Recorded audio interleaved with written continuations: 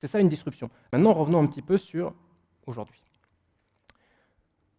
Une très grosse partie de l'économie, aujourd'hui, repose sur le fait de lire des documents.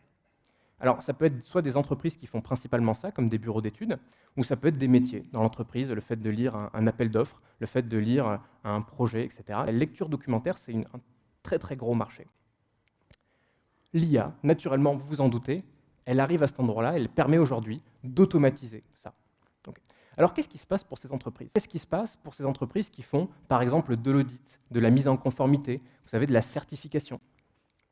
On pourrait penser spontanément, bah super, on avait des auditeurs quand ils arrivaient pour faire 5 jours d'audit, par exemple, on pourrait se dire ces auditeurs-là, ils vont mettre en place de l'IA, et au lieu d'avoir un expert en audit, on va avoir un super expert boosté à l'IA. Ne vous inquiétez pas, c'est moi le super expert. C'est pas ce qui se passe. Ce qui se passe, c'est beaucoup plus intéressant. Alors, il faut imaginer que ces experts, ils sont vraiment focalisés sur la tenue de leur planning. S'ils sont plus rapides, tout le monde est content, plus de marge. C'est en fait le gros enjeu de l'expert, c'est de tenir l'exécution dans un délai. En fait, le monde est en train de changer là-dessus. Donc une grosse partie de l'équation, puisque du coup, ces entreprises-là qui vendaient des jours hommes, donc des missions déterminées, elles se mettent à vendre quoi? Un abonnement. Un abonnement à un produit, à une IA qui va faire la lecture du dossier toute la journée automatiquement. Et alors, toute l'équation se réécrit à partir de là. C'est ça qui est très étonnant, c'est ça qui est extrêmement intéressant. Ces métiers-là où on se dit, voilà, ils vendaient du jour homme, eh bien, tout simplement, ils vont vendre du jour homme plus vite. Pas du tout.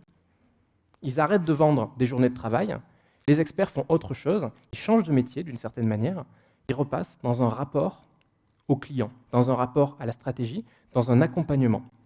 Et en fait, c'est ça qui a le plus d'impact. Parce que le fait de traiter des dossiers plus vite, super l'innovation, quoi.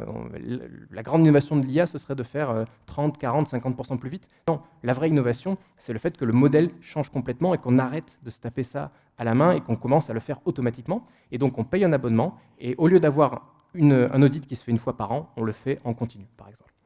Alors, c'était un exemple particulièrement business, mais si on revient sur un objet plus quotidien, la voiture autonome, par exemple. Très souvent, on se dit la voiture autonome, c'est une évidence, c'est chouette, ça va conduire tout seul, on va pouvoir faire autre chose pendant que la voiture conduit, il y aura moins d'accidents, bien sûr. Peut-être même qu'il n'y aura plus de permis, ça va être une pas si mauvaise idée ou juste ce sera optionnel. C'est vrai. Mais quelle est la grande modification qu'apporte la voiture autonome? Ce n'est pas le fait de ne plus conduire, c'est que c'est en train de modifier l'écosystème même, le système du déplacement. On va vers des voitures qui seront non propriétaires.